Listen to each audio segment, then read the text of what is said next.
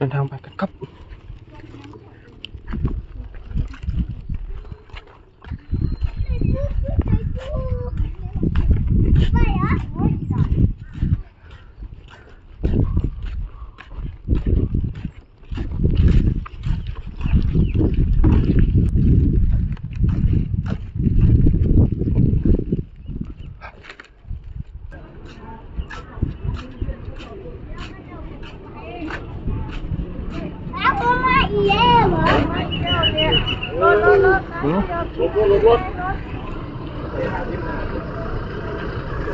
ได้เบิ่งรถเดินยับเข้ามา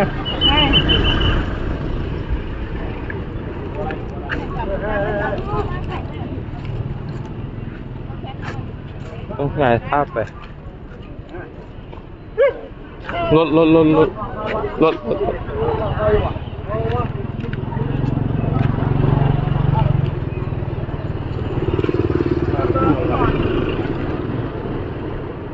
ยังหยองว่ามาเพื่อนเลยเพื่อนกันบ่เพื่อนกันบ้าน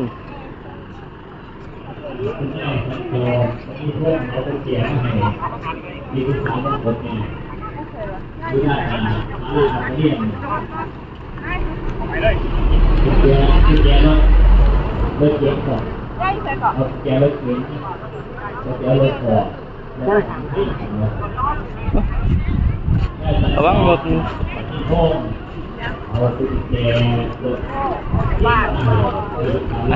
เป็นนี่ก็หยอดจากบ้านหน่อยเกือบไปทำบุญตัวน้อย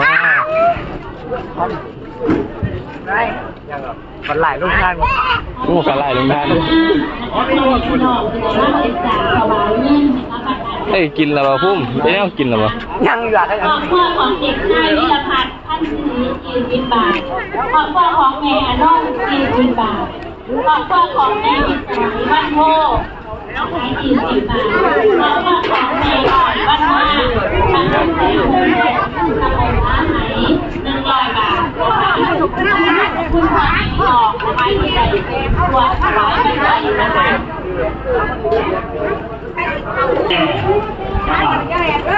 หลายสิ่งหลายอย่างคนลูกเรื่องของเราพระอยู่กับใจมีเรื่องเราข้าวเราตั้งค่าบ้านจันทร์เกิดบ้านน้ำมันถือว่าเป็นบ้านเดียวกันนะครับ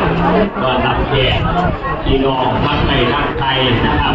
พร้อมกันนะครับและนี่นะครับผู้มีจิตศรัทธาทุกสิ่งทุกอย่างนะครับพร้อมที่จะเอาของนะครับมากความเป็นลูกข้างเป็นลูกเจเป็นอาหารการกินสำหรับปีสำหรับต้องเข้านะครับลูกศิษย์ลูกหาเนี่ยนะครับลูกเด้อต้องเป็นลูกหาต้องการเด้อตามที่ตามเราเข้าไม่ได้นำเป็นไม่ยากแล้วนำเป็นทางเข้าเด้ออยากกาแฟน้ำเบานะครับมีเบิร์ดนะครับน้ำเย็นน้ำเย็นน้ำฮ้อนกาแฟฮ้อนกาแฟไฟเอาว่ามีตั้งแต่เครื่องดื่มแอลกอฮอล์ในวัดเพิ่นบอกให้มีเครื่องดื่มพวกนี้นะครับคนเล่าเข้าพรรษา3 เดือนนะครับ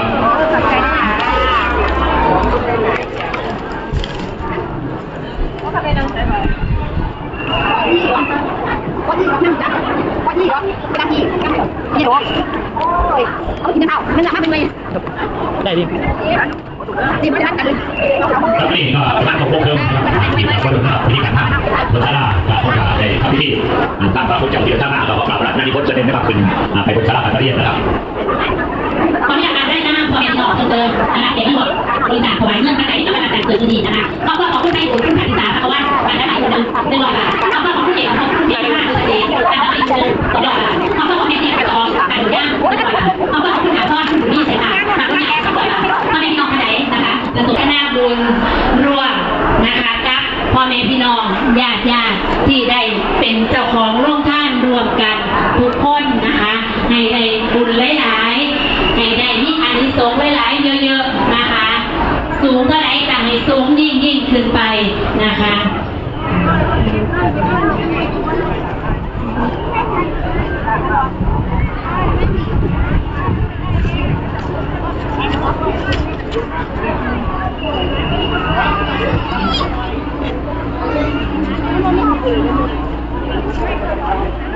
อ